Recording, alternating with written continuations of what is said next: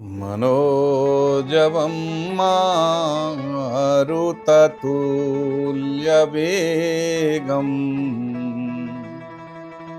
जितेन्द्रियं बुद्धिमतां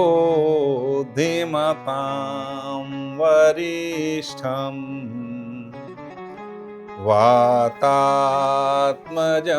वा नरयूथमुख्यम् श्रीरामदूतं शरणं प्रपद्ये। परम पवित्र पावन हनुमंत लाल जी के चरणारविंदों में आइए हम सब लोग नमन वंदन करें और कुछ भगवान नाम का चर्चा करें, क्योंकि भगवान के नाम स्मरण से ही सब कुछ है इस जीवन का। यह प्रभु ने विशेष रूप से हम मानवों को प्रदान किया है और मानव का कर्तव्य धर्म भी यही है कि हम भगवत नाम का चर्चा करें। तो हर एंगल से विचार करके अगर देखिए कि सच में जो जीव है वो क्यों आया है, किस लिए आया है और उसे करना क्या है। कितने लोगों को तो पता नहीं होता, आए और चले गए, और जब तक वो सोचते कि हमें कुछ करना है तब तक चला चली का बेला आ गया। 7 स्टोरी इन योर हाउस, 7 मंजिल मकान का ये शरीर है आपका। 7 स्टोरी इन योर हाउस। और जीव की स्थिति क्या है? जीव एक ही मंजिल मकान में, एक स्टोरी में रहता है, खाता है, पीता है, पढ़ता लिखता है और चला जाता है। उसे 6 स्टोरी का पता नहीं है, उसे 6 मंजिल का पता ही नहीं है कि हमारे पास 6 मंजिल और भी मकान है। ऐसा क्यों है? ऐसा इसलिए हो सकता है कि या तो जीव तंद्रा में है, मूर्छा में है, तब ऐसी स्थिति हो सकती है, पर जीव को इसका बोध नहीं है। उसका कारण है कि हमारे शरीर में जो 7 चक्र हैं उनका हमें ज्ञान नहीं है, हमें बोध नहीं है।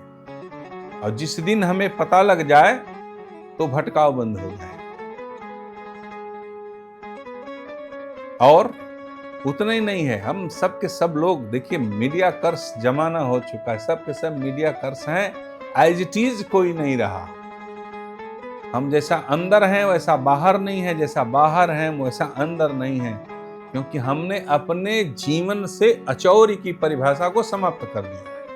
अचौरी है कि अचौरी का मतलब है एक जैसा रहना, एक जैसा जीना। हम जैसे बाहर हैं वैसे हम अंदर हैं, यह बोध होना। एक व्यक्ति को जन्म से लेकर के और मृत्यु पर्यंत उसके तस्वीर को सामने रख दिया जाए, मृत्यु होने से थोड़ा पहले, ये देखो भाई ये तुम हो। एक ने अभिनेता अभिनय करता है, कभी वो पिता के रोल में है, कभी दादा के रोल में है, कभी जो है बालक के रोल में है। इतना उसने अभिनय किया कि वो भूल गया कि उसका वास्तविक रूप क्या है। वही हाल इस संसारी जीव का भी है। हर प्राणी, हर मनुष्य बचपन से लेकर के और मृत्यु पर्यंत तक उसने इतना चेहरा चुराया है, इतना चेहरा चुराया है कि वो भूल गया कि वो सच में वो है कौन। वास्तविक चेहरा उसका उसके सामने होते हुए भी वो नहीं समझ पा रहा है। बाल्यकाल में हमारी शरीर बह रही है, ढल रही है। नित्य प्रतिदिन जीवन और आयु जो मनुष्य का है वो कम हो रहा है, लेकिन उससे हम बढ़ना बोल रहे हैं, बढ़ नहीं रहा है, एक एक क्रमशः घट रहा है। और बचपन में हम ऐसे थे, जवानी में ऐसे थे, वृद्धावस्था में ऐसे थे, उसके तस्वीर को सामने रख दीजिए तो वो खुद के तस्वीर को देख करके आश्चर्यचकित हो जाएगा कि कभी हम ऐसे थे। तो वास्तविक चेहरा जो है, तो हम लोगों ने चेहरे पर मास्क लगा करके जी रहे हैं। जिसे देखिए वो चेहरा चुरा के जी रहा है, वास्तविक उसका जो चेहरा है वो भूल चुका है कि वो है कौन।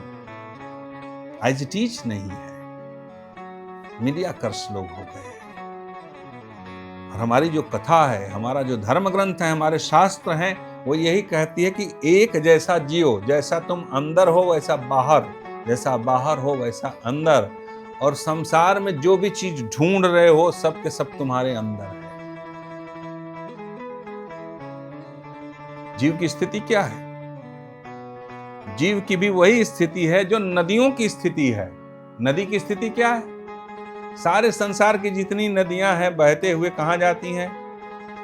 छोटी से छोटी नदियां यहां वहां यत्र तत्र होते हुए वो उससे बड़ी नदी में मिलती है, वो उससे बड़ी नदी में मिलती है, और जो बड़ी नदी वो होती है वो जाके गंगा में मिलती है, गंगा में यमुना मिलती है, सरस्वती मिलती है, और गंगा जाकर के कहां मिलती है?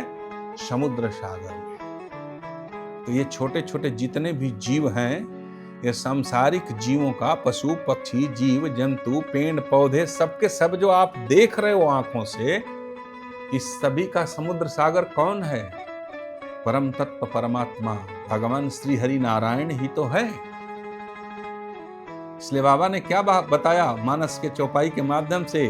ये जिमी सरिता सागर मह जाही, जिमी सरिता सागर मह जाही, यद्यपि ताहि कामन नाही। समुद्र सागर ने कभी निमंत्रण नहीं दिया कि नदियों आओ और हमारे में आकर के मिलो, नहीं। उसने कभी नदियों का आमंत्रण नहीं दिया कि आओ और आकर के हमारे में मिल जाओ। मेरी नदियां हैं कौन? बोला समस्त नदियों का पिता कौन है? बोला समुद्र सागर है। सबका जन्मदाता वही है। और जहां से जन्म पाई हैं ये समस्त नदियां, वाष्प बन करके बादल, बादल क्या होता है? बादल जाता है समुद्र सागर से, जल भरता है, और जल भर करके किसी पर्वत की श्रृंखलाओं पर, मैदानी भागों में आजकल खूब प्रलय देखने को मिल रहा है। कभी यहाँ हो रहा है, कभी वहां हो रहा है, कहीं बादल फट रहे हैं, तो वो बादल उसी समुद्र सागर से जल को ला करके फिर बारिश के रूप में बरसाता है।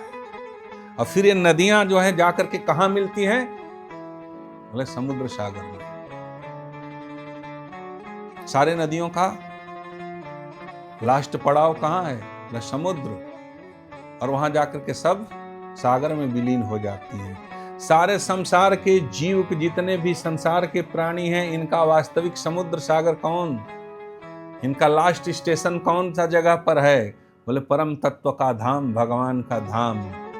जो आया है वो जाएगा, राजा रंक फकीर, सबको जाना है। शमशान भूमि नहीं पूछता कि आपका कौन सा डिजिग्नेशन था, कौन से कितने बड़े आदमी थे, वो नहीं पूछता है। उसका एक ही धर्म है, जलाना। अग्नि का एक ही मूल सूत्र है, जलाना।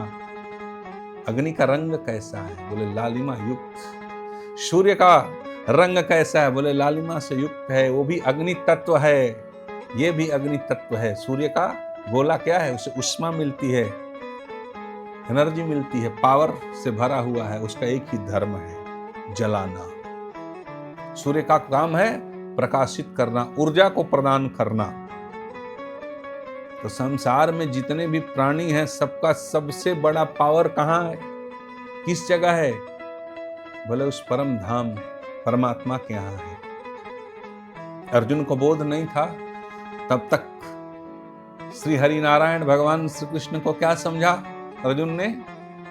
गीता का बड़ा सुंदर श्लोक है, सखेति मत्वा प्रसवं दयुक्तम, हे कृष्ण हे यादव हे सखेति।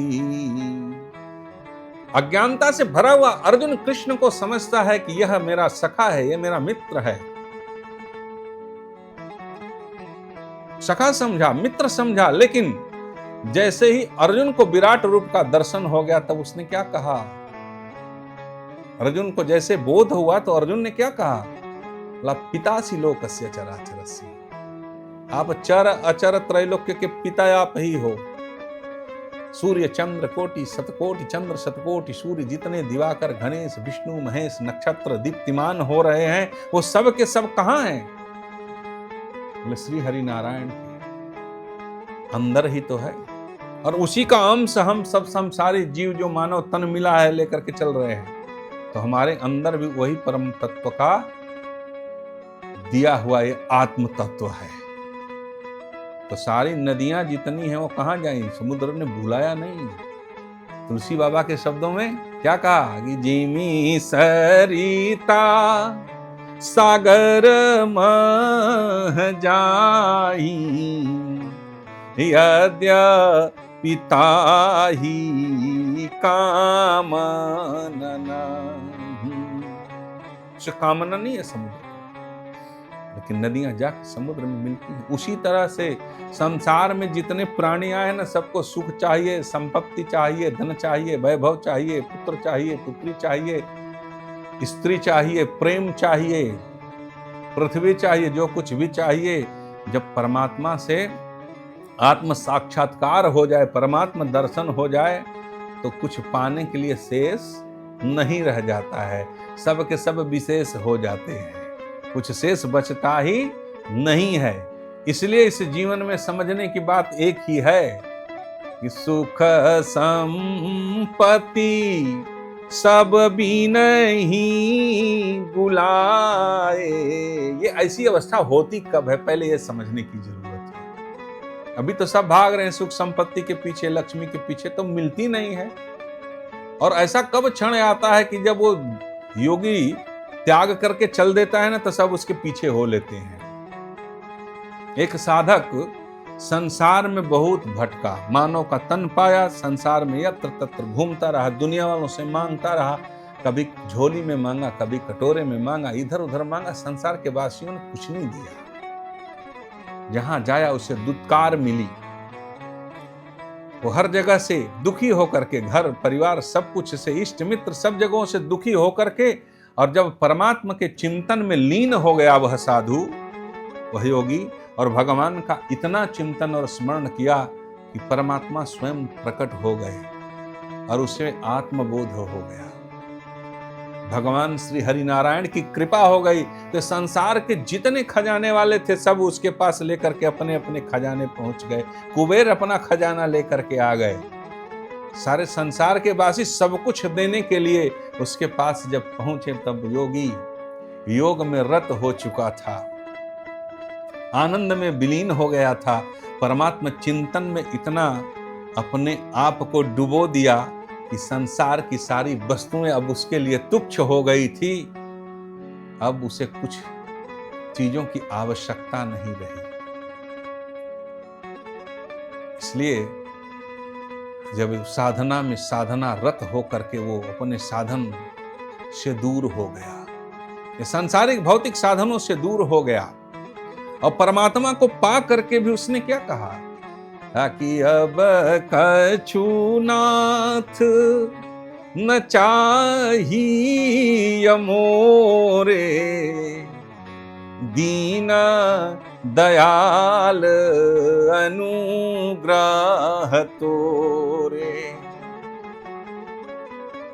योगी की ऐसी अवस्था हो गई कि अब संसार का उसे कुछ भौतिक वस्तु तो चाहिए नहीं, और जब तक चाह की कामना थी तब दुनिया वालों ने दिया नहीं, और जब चाह उसकी समाप्त हो गई,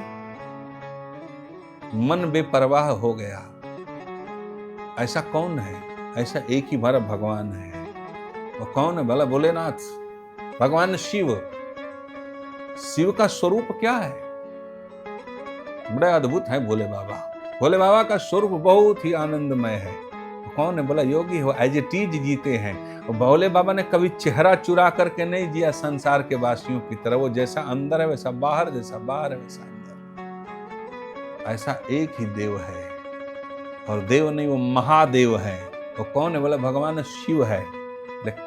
शिव कौन? बोला अवधूत है। आशा पास विनिर्मुक्तो आदि मध्यांत निर्मलः वासना वर्जितायेन अकारस तस्य लक्षणम। ये अकार का लक्षण है, जो आशा और पास बंधनों से, आशा पास विनिर्मुक्त हो, जिसका आदि मध्य और अंत तीनों निर्मल हो चुका है। और वासना वर्जितायेन, जिसे वासना छू न सके, वो अ है। बोला धूलि धूसर गात्राणि धूत चित्तो निरामयः। जो चिता का भस्म लगा करके आनंद के साथ शमशान भूमि में बैठा हुआ, धूत चित्तो निरामयः। और तत्व चिंता विनिर्मुक्तो, जो तत्व कुछ मिला तो खाया, नहीं मिला तो नहीं खाया, एक रस एजिटीज जीने वाला ऐसा कोई अगर देव है तो वो कौन है? बोले महादेव है, भगवान शिव है। वही अवधूत है, वही अघोरेश्वर शिव है, जिसे कोई कामना नहीं। चाह गई चिंता गई हम मनवा बेपरवाह, जिसको कछु न चाहिए वाही साहंसाह। तो जिसे कुछ नहीं चाहिए ऐसा कौन है? देवाधिदेव महादेव, कोई कामना नहीं है, आनंद के साथ जीने वाला भगवान शिव है। बहुत अद्भुत आनंद है भगवान शिव की लीला का। इस प्रकार भगवान का बहुत ही अद्भुत आनंद है। आइए आज हम आप लोगों को भगवान शिव के विवाह के संदर्भ में कुछ वर्णन करते हैं कि भगवान शिव का विवाह कैसे हुआ। सब के सब लोग आनंद के साथ आनंदित हो रहे हैं। देखिए, मानस में 2 विवाह हुए हैं, सफल और 2 विवाह असफल हुए हैं। भगवान शिव का और भगवान श्री राम का विवाह सफल हुआ, और नारद जी का और शूर्पणखा का ये 2 विवाह असफल हुए। नारद का और शूर्पणखा का ये दोनों विवाह असफल हुए। उसका कारण क्या था? कारण दोनों ही न्यायोचित नहीं था। नारद जी देवर्षि है, ब्रह्मज्ञानी तत्ववेत्ता है, तो उन्हें तपस्या की जरूरत, तो नारी का क्या काम। और शूर्पणखा ने कपट पूर्वक वेश बदल करके आकर के राम जी के सामने उसने बोला था, तो सम पुरुषा नमो सम नारी। ये शूर्पणखा कहती है पंचवटी में भगवान राम से कि आपके समान पुरुष नहीं है और मेरे समान कोई सुंदर नारी नहीं है। हम दोनों विवाह करते हैं, लेकिन एक कपट भाव है, और कपट को भगवान राम ने पहचान लिया। लक्ष्मण जी को इशारा किया बार बार, जब वो सीता माता की तरफ दौड़ी प्रहार करने के लिए तो। और जिस दिन लक्ष्मण जी ने, याद रहे, लक्ष्मण जी ने जब नाक और कान को काटा, नाक और कान को काटा, उसी समय शूर्पणखा ने काले रंग के कपड़े से नासिका से लेकर के और कान के पास तक जो काले रंग का कपड़ा बांधा। तब से मुस्लिम धर्म में जितनी भी महिलाएं हैं, ये जो बुर्का पहन करके चलती हैं, ये उस समय का प्रमाण है। कब का प्रमाण है? त्रेता युग में जब लक्ष्मण जी ने नाक और कान काटा, तब जो है शूर्पणखा ने, असुर वृत्ति को प्राप्त होने वाली वह स्त्री ने, जो काले रंग का बुर्का पहन करके नाक और कान सहित बांधा है, सिर्फ आंख उसमें दिखाई दे रहा था। नाक कान बीनु भई भी कराला। जब किसी का नाक कट जाए ना, कान कट जाए, तो आदमी विकराल रूप होने लगता है। और खास तौर से अगर स्त्री का नाक कट जाए, कान कट जाए, तो कैसा दिखेगी? तो भगवान राम ने लक्ष्मण जी को इशारा करके उसके नाक और कान को कटवा दिया। तो ये शूर्पणखा का विवाह असफल विवाह है। मानस में 4 विवाह का प्रमाण मिलता है। शूर्पणखा का विवाह असफल है और नारद जी का विवाह असफल है। हमारे भोले बाबा का विवाह सफल है, सर्वोत्तम है। और शास्त्रों के दृष्टिकोण से विचार करके अगर मैं कहूं और देखा जाए परिवार के भी दृष्टिकोण से, तो सबसे ज्यादा आनंदमय, मस्ती में और एक जगह सामूहिक रूप से एकत्रित होकर के किसी का परिवार रहा है, तो वह भगवान शिव का ही परिवार है। इसलिए लोग आज शिव परिवार की पूजा करते हैं कि ताकि हमारा भी परिवार एक जगह एकत्रित रहे, हम भी एक जगह रह सकें, आनंद के साथ चलें। इस प्रकार भगवान शिव का परिवार एक जगह है। अब देवाधिदेव महादेव भगवान तो समाधि में रहने वाले व्यक्ति थे और इधर ताड़कासुर देवताओं को परेशान करता रहता था। जब देखिए तब देवताओं को भय बना रहता था। उसने ब्रह्मा जी से वरदान प्राप्त कर लिया था। अब उसमें यही था कि ताड़कासुर मारा कब जाएगा। बोला जब तक भगवान शिव का विवाह होगा नहीं और उन्हें के द्वारा पुत्र की प्राप्ति नहीं होगी, कार्तिकेय का जन्म नहीं होगा, तब तक से ताड़कासुर मारा नहीं जाएगा। अब देवताओं ने आपस में बैठ करके विचार विमर्श किया, चिंतन किया कि आखिरकार भगवान शिव को समझाए कौन, बताए कौन। तो समाधि में लीन रहने वाले हैं। उधर सतीदाह के बाद देखिए भगवान शिव ने माता पार्वती को बहुत समझाया है, लेकिन नहीं मानी। यहां मानस में एक बात ध्यान देने की जरूरत है कि स्त्री जब कभी भी जिद पर आ जाए, स्त्री कभी जिद पर आ जाए कि मुझे वहां जाना है, मुझे ये करना ही है, तो ये महादेव से सीख लेने की जरूरत है। किससे सीख लेना है? बोले महादेव से सीख लेने की जरूरत है। उन्होंने किसको बुलाया? उन्होंने कहा दक्ष प्रजापति ने जब यज्ञ आरंभ किया तो भगवान शिव से और दक्ष प्रजापति दोनों में विचार विमर्श, आदान प्रदान को लेकर के आपस में मतभेद हो गए। दक्ष प्रजापति ने सोचा कि भगवान शिव, ये महादेव तो मेरे दामाद हैं इसलिए मुझे प्रणाम करेंगे, लेकिन महादेव तो महादेव है। भगवान शिव को नीचा दिखाने के हेतु उन्होंने एक यज्ञ किया। यज्ञ आरंभ करते हैं और यज्ञ में कहीं पर भगवान शिव का भाग नहीं रखते हैं। सब जो है अपने पुत्रियों को यज्ञ में आमंत्रण दिया, सभी देवताओं के भाग को रखा, लेकिन शंभु के भाग को नहीं रखा, इन्हें आमंत्रण निमंत्रण भी नहीं दिया। माता पार्वती ने भगवान शिव से कहा कि अगर आपकी अनुमति मिले तो मैं अपने पिता के यज्ञ में जाऊं। भगवान शिव ने कहा कि देखो देवी, आपके पिता से इस समय मेरा कुछ आपसी मनमुटाव चल रहा है, इसलिए आप वहां मत जाइए, क्योंकि आप जाइएगा तो आपको कष्ट होगा।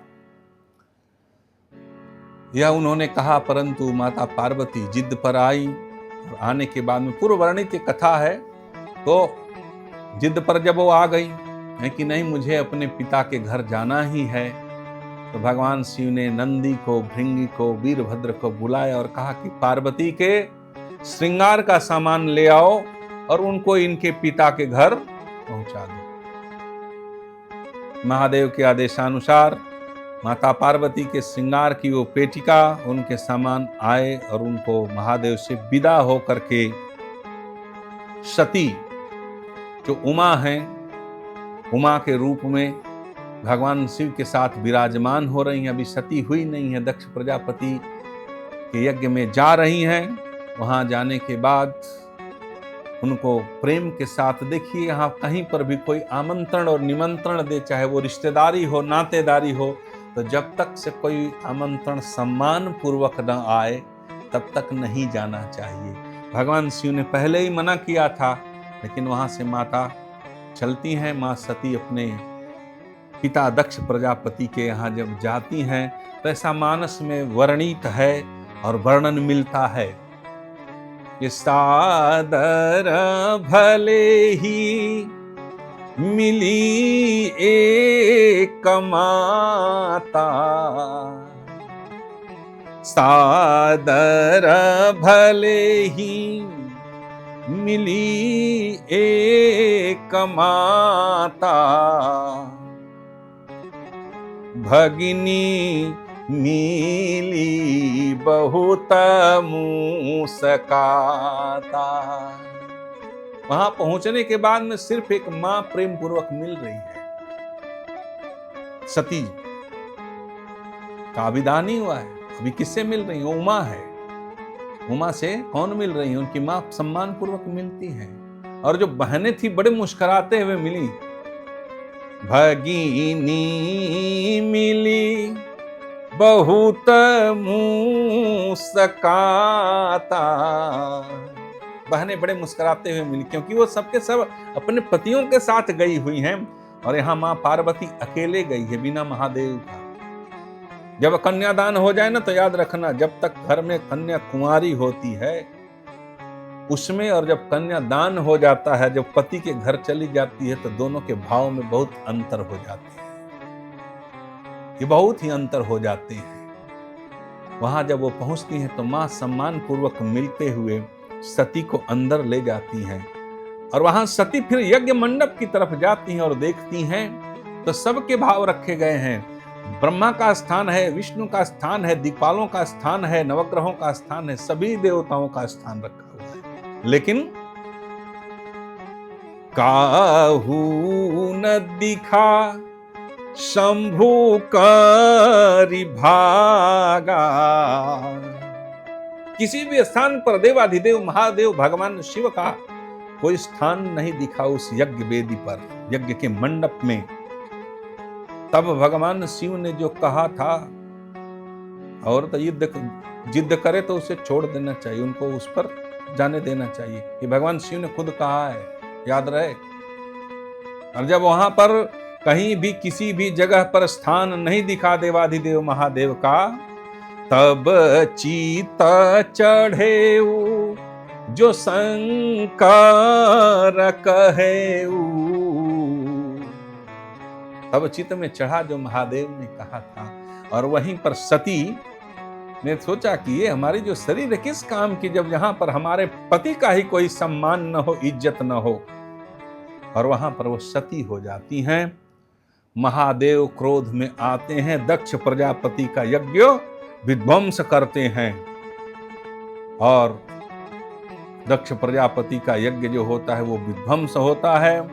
उसके बाद सतीदाह हो जाता है, और फिर पुनः जो सती हैं यही हिमवान के घर में मां पार्वती के रूप में अवतरित होकर के आती हैं, हिमवान और मैना के घर में। पार्वती के रूप में हिमवान के यहाँ अवतरण लेकर के आती हैं, और इधर देवाधिदेव महादेव बैरागी शिव हो जाते हैं। जैसा मैंने भी वर्णित किया कि अवधूत भगवान शिव, तो बैरागी शिव जो है वही रामचरितमानस की रचना करते हैं।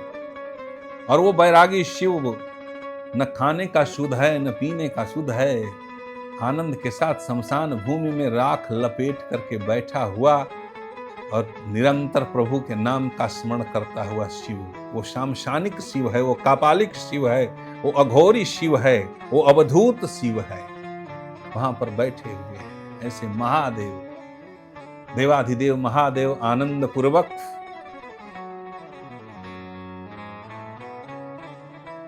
वैराग्य के भाव में चले जाते हैं। ऐसा सिर्फ मेरा अपना खुद का विचार और मत है कि सिर्फ शिव के ही संग में ऐसा नहीं है। संसार के भी जो जीव है, जो प्राणी है, जब किसी की भी धर्म पत्नी हो, पुत्री हो, पुत्र हो या परिवार हो, जब किसी से संबंध विच्छेद होता है या संसार छोड़ करके लोग जाते हैं तो कष्ट सबको होता है।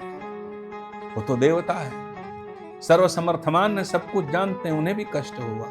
तो सांसारिक जीव को भी कष्ट होता है, पशु पक्षियों को भी कष्ट होता है। यह संसार की विधा है, ये सांसारिक पहलू है। ऐसे भगवान शिव वैराग्य में जीवन जीने लगते हैं। इधर जो है भगवान शिव समाधि में बैठे होते हैं। कालांतर में समय व्यतीत होता गया, और उधर ताड़कासुर को भगवान शिव ब्रह्मा जी ने वरदान दिया, और जब तक शिव की समाधि टूटेगी नहीं, भगवान शिव का विवाह होगा नहीं, तब तक ताड़कासुर मारा नहीं जाएगा। देवताओं ने विचार विमर्श किया आपस में और कहा कि शिव की समाधि कैसे तोड़ी जाए, और विवाह के लिए इनको तैयार कौन करेगा। ऐसा मन में लोगों ने विचार किया, और कैलाश की तरफ, शमशान भूमि की तरफ, चारों तरफ शिव की खोज होने लगी। शिव तत्व तो सब में है, फिर भी सब देवता लोग विचार विमर्श करके सोचे कि क्या किया जाए। भगवान शिव समाधि में बैठे थे, और वहां पर कामदेव को इंद्र ने सपरिवार भेजा। इंद्र सपरिवार कामदेव को भेजा, वहां नाना प्रकार का रचना रचा कामदेव ने, और तरह तरह की बयार वायु, 3 प्रकार की हवा चलने लगी। भगवान शिव की समाधि को तोड़ने के लिए सामने कामदेव दिखाई दिया। जब पूरा का पूरा सुरम्य वातावरण बना करके कामाशक्त, काम वासना से युक्त चारों तरफ का वातावरण हो गया, तो भगवान शिव की समाधि टूटी और सामने में देखा तो कामदेव। तब भगवान शिव ने क्या किया? जब सामने कामदेव नजर आया, तब भगवान शिव ने अपना तीसरा नेत्र खोला। तब शिव तीसा रनयन उघारा, तब शिवती सर नयन उघारा, तुरत ही भयउ हाहाकार। भगवान शिव ने तीसरा नेत्र खोला और कामदेव जल करके भस्म हो गया। अब वहां पर कामदेव की पत्नी रति आकर के बार बार भगवान शिव के सम्मुख विलाप करने लगी, रोने लगी और कहने लगी कि मुझ पर दया कीजिए प्रभु, मुझ पर कृपा कीजिए प्रभु भोलेनाथ। तो देवताओं की रचना थी भगवान शिव की शादी कराने के लिए, और ताड़कासुर को मारने की तैयारी थी। रति जब विलाप करने लगी तो देवाधिदेव महादेव, शिव शब्द का अर्थ ही कल्याण होता है। भगवान शिव ने कहा कि सुनो रति, विलाप मत करो, अब मेरे कथन को सुनो। भगवान शिव ने रति को समझाया और कहा कि अभी तो तुम्हारा पति छाया रूप में ही तुम्हारे पास रहेगा, लेकिन ये तुमको जा करके तुम्हारा पति कब मिलेगा? बोले ये द्वापर में मिलेगा, यदुवंश अवतार में जब कृष्ण का जन्म होगा, अवतरण लेकर के आएंगे। जब यदुवंश कृष्ण अवतारा, जब यदुवंश में कृष्ण का अवतरण होगा द्वापर में, तो वहां पर तुम्हारा पति तुम्हें मिलेगा। कृष्ण तनय होइय पति तोरा, बचन अन्यथा होई न मोरा।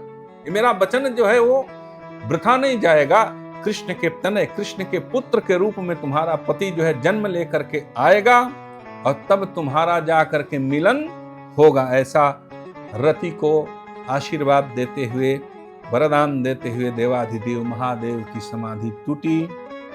सारे देवतागण एकत्रित हुए और महादेव को विवाह की तैयारी के लिए समझाने लगे। सारे लोग वहां पर पहुंच करके कि भोले बाबा, महादेव, हे जगत के कल्याण करने वाले प्रभु, आप जो है अपना विवाह कर लीजिए। सब अब हिम्मत तो हो नहीं रहा था कि कौन जाए उनको समझाए महादेव को। तो सबसे पहले विष्णु भगवान से लेकर के सारे लोगों को लेकर के लोग इंद्र आदि सब देवता विष्णु को आगे किए। भगवान विष्णु ने समझाया। अब यहाँ पर महादेव जो है वो विवाह के लिए मान गए। पहले तो मान नहीं रहे थे। बैरागी शिव, वैराग्य में जीने वाले महादेव ने कहा अच्छा चलो ठीक है, आप सभी देवता गणों की यही इच्छा है कि मैं विवाह करूं। तो भगवान शिव ने कहा कि आप लोगों की इच्छाओं का सम्मान करते हुए मैं तैयार हूं। भगवान शिव तो विवाह के लिए तैयार हो गए। अब इधर रुद्रगण जो थे वो नंदी, भृंगी, वीरभद्र, वो जितने के जितने उनके पास के रुद्रगण थे, उन्होंने कहा कि वाह प्रभु, विवाह के लिए तो तैयार हो गए, पर आपने सोचा कि घर में तो भूंजी भांग भी नहीं है और विवाह शादी ऐसे थोड़ी हो जाती है, कैसे होगा?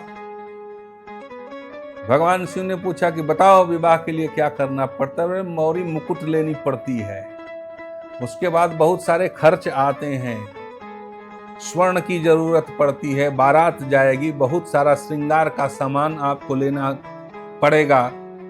तो बोले तब क्या करना चाहिए? तो बोले विष्णु से उधार मुकुट ले आते हैं। भगवान भोलेनाथ ने कहा कि नहीं, विष्णु से यदि स्वर्ण मुकुट की कामना करूंगा तो फिर लक्ष्मी की कामना होगी। इसलिए भोले बाबा ने अपने रुद्रगण से कहा कि सुनो, विवाह करने के लिए यदि मुकुट पहनने की जरूरत होती है तो हमारे जटा का मुकुट बनाओ। सब के सब रुद्रगणों ने मिल करके भगवान शिव के जटा का मुकुट बनाया। रुद्रों ने कहा कि प्रभु जटा का तो मुकुट बन गया, अब इसमें कुछ तो मौरी लगानी पड़ेगी। बोला चंद्रमा को उठा करके ले आओ, बाल पर चंद्रमा को रख लो। उसके बाद कि गले में हार भी पहनना पड़ता है। बोले बड़ा नाग को गले में इधर डालो।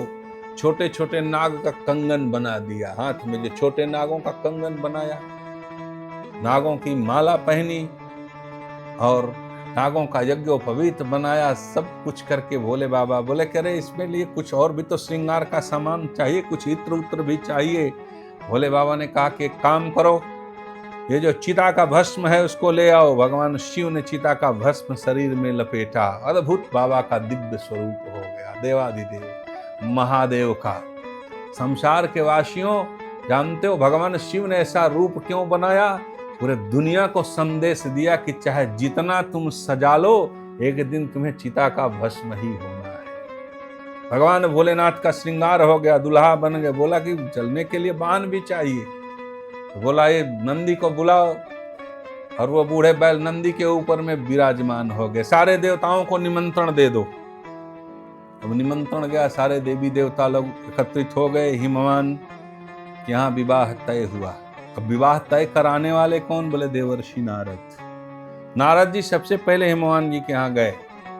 वहां जाने के बाद में क्या किया नारद जी ने? पहले माता पार्वती को तपस्या के लिए प्रेरित किया। कोई भी व्यक्ति आता है तो उसे हस्तरेखा, उसका भाग्य और भविष्य पूछते हैं। नारद जी ने सब लक्षण बता दिया। अब इधर सखियों के साथ माता पार्वती जो हिमवान के घर में अवतरित होकर के आई थी, वो तपस्या करने के लिए चली गई और सहेलियों के साथ तट के किनारे बैठ करके शिवलिंग, पार्थिव शिवलिंग बना करके भगवान शिव का पूजन करने लगी। और घनघोर तपस्या किया माता पार्वती ने। इसे भगवान शिव का आसन डोल गया, कैलाश डोल गए। सब के सब अनगिनत वर्षों तक उन्होंने धूम्रपान करके रही, हवा पी करके रही, पंचाग्नि को गर्मी के समय में तापा और जब जाड़े का समय होता था तो बर्फ में बैठी रहती थी। देवर्षि नारद भगवान शिव के द्वारा भेजे जाते हैं और वहां पार्वती का परीक्षण होता है। माता पार्वती से कहते हैं कि किसके लिए आप इतना तपस्या कर रही हैं? अरे उसको रहने के लिए तो खुद का घर है नहीं, खुद ही भिक्षा मांग करके वो व्यक्ति खाता है, उसमें ऐसी क्या आपको दिखाई दे रही है? उससे बढ़िया और सुंदर मैं वर का तलाश कर दूंगा। वहां पर हमारी जगदम्बा भगवती मां ने जो उत्तर दिया है देवर्षि नारद को कि सुनो देवर्षि नारद, जन्म कोटिला गिरा गैरा हमारी। ये माता पार्वती का कथन है। यह सीख हमारे भारत के हर एक नारी को लेना चाहिए, हर एक युवतियों को लेना चाहिए। मां पार्वती के से इस सीख को क्या कहती है? ये जन्म कोटि लगिरा गैरा हमारी, भरऊं शंभु न तरहूं कुंवारी। एक जन्म नहीं, कई कोटि वर्ष लग जाए, अगर सिर्फ विवाह किसी से करूंगी तो देवाधिदेव महादेव से करूंगी, अन्यथा मैं आजीवन कुंवारी रहने के लिए तैयार हूं। किसी भी प्रकार देवर्षि नारद के और ऋषियों को समझाने पर कोई फर्क नहीं पड़ा। माता पार्वती ने कहा कि एक ही है, वही जो भगवान शिव है वही मेरा पति हो सकता है, दूसरा और कोई भी नहीं। इधर हिमवान अपनी पुत्री के इस निर्णय से बड़े परेशान थे लोग। अब देवर्षि नारद वहां गए, बोले इस कन्या का पति कैसा मिलेगा, बताओ ये इनका लक्षण क्या होगा। देवर्षि नारद भगवान भोलेनाथ का लक्षण बता रहे हैं। किनको? हिमवान और मैना को। माता पार्वती जहां अवतरित होकर के जगदम्बा गई हुई हैं, वहां क्या बता रहे हैं? बोले मात पितुहीना। बोले इनको दूल्हा कैसा मिलेगा, इनको बर कैसा मिले? बोले न उसके माँ होंगे न उसके बाप होंगे। मैना ने कहा ऐसा कौन सा बर होगा जिसको न माँ होंगे न पिता होंगे? बोले हाँ ऐसा ही मिलेगा, इसके भाग्य में लिखा है, माँ तो पितुहीना, न उसके पास माता होंगे न उसके पास कोई पिता होंगे। बोले रहता कहाँ होगा? बोला उसको घर भी नहीं होगा। बोला घर भी रहने के लिए नहीं होगा। तो बोले करता क्या होगा? बोला कुछ नहीं करता होगा, समाधि में लीन होगा। तो बोला वो खाता क्या होगा? बोला भिक्षा मांग के खाने वाला होगा। मैना ने और हिमान ने कहा कि ऐसा कौन सा वर होगा, ऐसा कौन सा दूल्हा होगा? पार्वती के लिए न उसके माता है न पिता है न कोई है। ये सब के सब लक्षण हमारे देवाधिदेव महादेव से परिलक्षित होते हैं और इस प्रकार लक्षण बता करके चले आते हैं। इधर प्रस्ताव पारित होता है, आपस में विचार विमर्श होते हैं देवी देवता सब लोग, और भगवान शिव का विवाह तय हुआ। समयानुसार मुहूर्त निकाल करके देवर्षि नारद ने बताया, सारे देवताओं को निमंत्रण गए और सब के सब देवी देवता, कोई मयूर वाहन से, कोई बैठ करके अश्व पर बैठ के आया, कोई गरुड़ पर बैठ के भगवान विष्णु आए। ऐसे अश्विनी कुमारों से लेके ग्रह नक्षत्र सब के सबको निमंत्रण मिल गया। अब भगवान शिव की बारात चली। भगवान शिव की जब बारात चली तो सब देवता गण हंस रहे थे। भगवान शिव ने पूछा कि ये देवता लोग क्यों हंस रहे हैं? रुद्र गणों ने कहा उनकी संख्या ज्यादा है इसलिए हंस रहे हैं। भोले बाबा ने कहा कि एक काम करो, जितना शमशान भूमि में भूत प्रेत पिशाच निशाचर बैताल काल जो भी हैं सबको निमंत्रण दे दो। सबको निमंत्रण चला गया, सब के सब आ गए। अद्भुत भोले बाबा की बारात सजी। ऐसी बारात सजी कि देखने लायक। भोले बाबा ने कहा अब तो हमारी संख्या ज्यादा हो गई। बोले हाँ अब संख्या ज्यादा हो गई। अब भगवान भोलेनाथ की जो बारात है वो कैसी बारात है? बोले कि किसी को मुख है तो दांत गायब है, और किसी का धड़ हीन है तो सिर गायब है, और किसी को पैर ही नहीं है तो किसी को हाथ ही नहीं है। को मुखहीन को दंता बीना, किसी को मुख है तो किसी को दांत गायब है, किसी को धड़ ही नहीं है, किसी को सिर नहीं है। ऐसे अद्भुत भोले बाबा की बारात चली।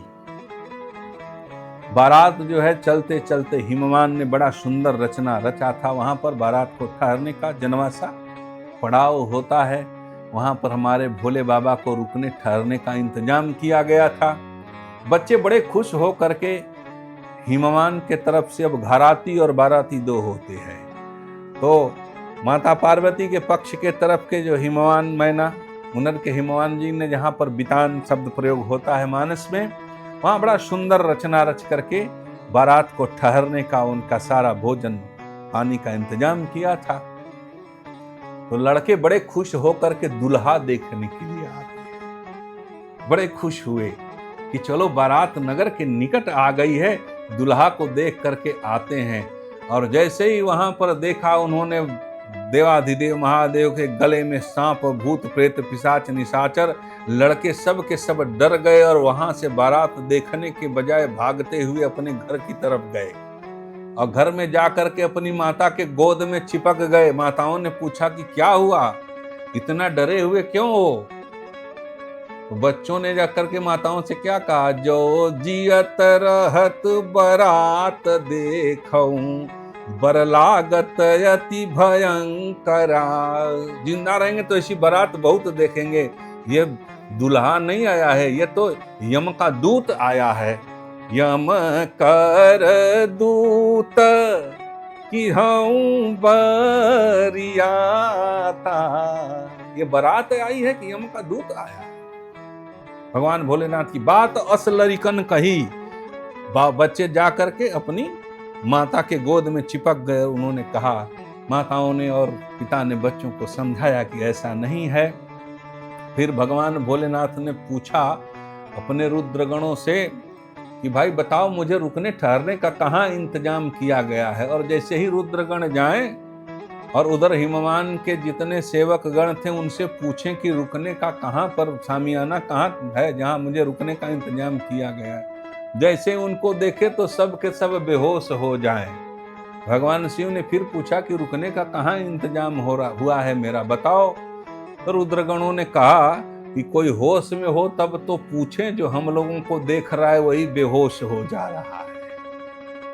ऐसे भगवान भोलेनाथ की बारात वहां पहुंचती है। नारद जी परिचय कराते हैं। अब भगवान शिव के परिछन की बारी आती है। भगवान शिव के परिछन की बारी आती है और सब देवता लोग जा रहे हैं। अश्विनी कुमारों को देखा मैना ने, बोला यही पार्वती का दूल्हा, बोला नहीं ये नहीं है। फिर आगे बढ़े, इंद्र को देखा, बोला पार्वती का ये दूल्हा है, बोला ये भी नहीं है। ऐसे क्रम से सभी देवगण आने लगे, गंधर्व किन्नर सब जो भी थे आते चलते जा रहे थे। वहां पर ब्रह्मा जी दिखे। मैना ने बोला कि लगता है मेरे पार्वती के यही दूल्हा है। नारद जी ने बोला कि नहीं नहीं ये नहीं है, ये तो विरंची, ये तो ब्रह्मा है। जब भगवान विष्णु का आगमन हुआ तो मैना बहुत खुश हुई और उन्होंने बोला कि अब तो स्पष्ट है कि मेरे पार्वती का दूल्हा यही है। नारद जी ने कहा कि नहीं नहीं ये भी नहीं है। इसके बाद देवाधिदेव महादेव गले में सर्प का हार, जटाजूटधारी, चिता भस्म लगाए जैसे ही सामने में दिखाई दिए भोलेनाथ, नारद जी ने बोला आपके पार्वती का दूल्हा तो ये है। ऐसा सुनते ही वो डर गई और बोले कि तुम्हारा मैंने क्या बिगाड़ा था नारद। हेन केन प्रकार न नारद जी के समझाने पर वहां परीक्षण हुआ भोले बाबा का, आरती उतारी गई और अब तो पार्वती माता को गोद में लेकर के मैना बैठ गई और नारद जी को जो नहीं कहना था वहां पर भला बुरा कहा और यहां तक कह गई माता पार्वती कि नारद ने मेरा घर और मेरे पुत्री का बसा बसाया सब कुछ उजाड़ दिया। क्यों कि नारद तो देवर्षि है, ब्रह्मचारी है, ये क्या जाने कि स्त्री का पीड़ा क्या होता है। यहां तक उन्होंने कह दिया कि बांझ का जाने प्रसव का ये पीड़ा, नारद का मैं काह बिगाड़ा। नारद का मैंने क्या ऐसा बिगाड़ दिया था जिसने मेरा बसा बसाया घर उजाड़ दिया। ऐसा शब्द जो है मैना ने नारद जी के लिए कहा है। तब नारद जी वहां पर समझाते हैं कि हे मैना हिमवान सुनो, जिसे तुम अपना पुत्री समझ रहे हो ना, ये तुम्हारी पुत्री नहीं है। पूछा ये है कौन? तब देवर्षि नारद वहां पर समझाते हुए कहते हैं कि जगदम्बा तव सूता भवानी, ये जो तुम्हारी पुत्री है ना, जिसे तुम अपनी पुत्री समझ रहे हो, ये तुम्हारी पुत्री नहीं है। चाहे कौन है? बोले साक्षात जगदम्बा है, यही सती है, यही गौरी है, यही उमा है। आपके यहां अवतरण लेकर के। जैसे ही नारद जी ने ऐसा शब्द कहा, सब के सब वहां पर उनके चरणार विंदों में गिर गए, सब आरती बंदन करने लगे और सब आनंद के साथ आनंदित हो गए। और नियमानुसार, जैसा कि नियम होता है, विहित संस्कारों के अनुसार षोडशोपचार विधि से पूजन हुआ। हिमवान ने भगवान शिव के चरण धोए, सिर पर लगाया और जो शाखोचार की विधियों की समय आती है, विवाह में चारों तरफ हर्षोल्लास का वातावरण है। सभी देवतागण एकत्रित होकर के आकाश मंडल से लेकर के और सभी लोग अपना वहां पर विराजमान। हिमवान के यहाँ बड़ा सुंदर मंडप बनाया गया, जिसमें स्वयं आदिशक्ति परम्बा भगवती जगदम्बा माँ पार्वती दुल्हन के रूप में है और आदि पुरुष देवाधिदेव महादेव दुल्हा के रूप में है। ये हमारे भोले बाबा वहां पर विराजमान हुए और अब भगवान शिव के विवाह के लिए देवर्षि नारद और ऋषियों ने मंत्र शाखोच्चार का आरंभ किया। इस प्रकार भगवान शिव का विवाह आरंभ हुआ। प्रेम से बोलिए देवाधिदेव महादेव की। मंडप में प्रवेश हुआ भगवान भोलेनाथ का। विधि के अनुसार उनको यथोचित आसन दिए गए। अब नारद जी शाखोच्चार पढ़ते हैं। नारद जी ने कहा कि दुल्हा का पिता कौन? जो बर बैठा है मंडप में, उनके पिता का नाम बताइए। भगवान विष्णु सामने प्रकट हुए। उन्होंने बोला मैं इनका पिता हूं। बोले कि दुल्हा के दादा का नाम बताइए। ब्रह्मा जी आए, बोले मैं इनका दादा हूं, मैं इनके परदादा का नाम बताइए। वहां पर मंडप में बैठे देवाधिदेव महादेव ने अपनी मौरी और मुकुट को हटाया और कहा कि पूरे संसार सृष्टि का सबका परदादा मैं ही हूं। भोले बाबा ने इस प्रकार अद्भुत लीला के साथ शाखोचार पढ़ा गया और पार्वती दी को हिमवान और मैना ने सादर पूर्वक देवाधिदेव महादेव को कन्यादान कर दिया। विवाह संपन्न हुए, हर्षोल्लास का वातावरण हुआ। यथोचित सब जगहों पर सुंदरता आनंद के साथ सब आत्मविभोर होके नगरवासी पुरवासी सब आनंदमय हो गए। ऐसे उमा और भगवान शिव का विवाह हुआ। तुलसी बाबा शब्दों में कहते हैं कि हर्षोल्लास का वातावरण वहां पर छा गया। और तुलसी बाबा के शब्दों में उनकी मानस की चौपाई कहती है, हर गिरी जाकर ये भयऊ विवाहु। हर कौन है?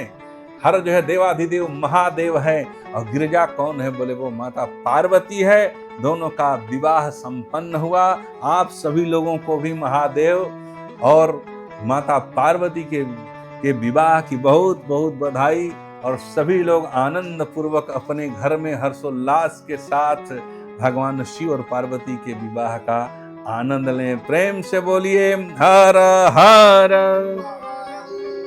इस प्रकार भगवान भोलेनाथ का विवाह संपन्न हुआ। कुछ दिन रहने के बाद अब विदाई की बारी आती है। संसार का नियम है और नियमानुसार तरह तरह के नाना प्रकार के दाइज देने की प्रथा, दाइज शब्द है जिसे आज लोग दहेज बोलते हैं। हिमवान ने देख करके माता पार्वती को शुभ नक्षत्र शुभ मुहूर्त देख करके मंगल कलश पूजन किया और उनको पार्वती को विदा किया। सबके आंखों में अश्रुजल भर गए। जो भवन आनंदमय भवानी के रहने पर था, आज मैना ने बार बार महादेव के सामने हाथ जोड़ करके उनसे निवेदन किया और कहा कि मुझे जितना समझ में आया मैंने संस्कार दिया है, लेकिन इसके बावजूद भी अगर इससे कभी कोई गलती हो जाए तो हे महादेव उसे किंकरी समझ करके, दासी समझ करके आप माफ कीजिएगा। हमारे द्वारा, हमारे परिवार के द्वारा या पार्वती से कोई गलती हो जाए तो उसे आप क्षमा कर दीजिएगा। इस प्रकार महादेव ने भी मैना और हिमवान को आश्वासन दिया, यथोचित सम्मान किया और वहां से शिव और पार्वती मानस कैलाश की तरफ चलते हैं। ये भगवान शिव के विवाह का अनुपम वर्णन जो कोई भी व्यक्ति अपने जीवन में कहता है, सुनता है और सुनाता है, उसका जीवन आनंदमय हो जाता है और उसका परिवार से विच्छेदन नहीं होता। उसका परिवार एक साथ एकत्रित होकर के रहता है। इसलिए सभी को भगवान शिव के विवाह के इस आनंद उत्सव को अवश्य श्रवण करना चाहिए और आनंद हो करके चलना चाहिए। वहाँ से भगवान शिव विदा लिए तो हिमाचल में एक जगह है मणिमहेश, जहाँ आज भी सुरम्य वातावरण और आनंदमय है। वहाँ भोले बाबा ने अपनी पड़ाव दिया और प्रथम सुहाग रात वहीं पर मणिमहेश में बिताया, जो हिमाचल से सटा हुआ परिक्षेत्र में पड़ता है। और वहाँ का आज भी वातावरण वैसे ही का वैसे आनंदमय है, सुरम्य है, वातावरण है। ऐसे देवाधिदेव महादेव अब कैलाश की तरफ चले वहाँ से कुछ रुकने के बाद और मानस कैलाश पर गए और वहाँ पर पार्वती भवानी के संग में विराजमान हो गए। जैसा कि मानस की चौपाई में वर्णित है कि परम रम्यम गिरिवर कैलासु जहाँ बस शंभु कुमार निवासु। यहाँ पर भगवान शिव और भवानी माता पार्वती धनिवास के सहित विराजमान होते हैं और वहाँ पर नित्य आनंद और हर्षोल्लास विहार होता है। उसके बाद कछुक दिन जब व्यतीत हो जाते हैं, कुछ दिन बीतने के बाद कार्तिकेय का जन्म होता है, जिन्होंने वहां पर ताड़कासुर का वध किया। इस प्रकार देवताओं का जो संकल्प था वह संपन्न होता है। ऐसे महादेव और भवानी मां पार्वती जगत के कल्याण हेतु सभी के हृदय में विराजमान हैं और उनको हृदयंगम करके आनंद के साथ जो चलते हैं उनका जीवन साकार हो जाता है। प्रेम से बोलिए देवाधिदेव महादेव की।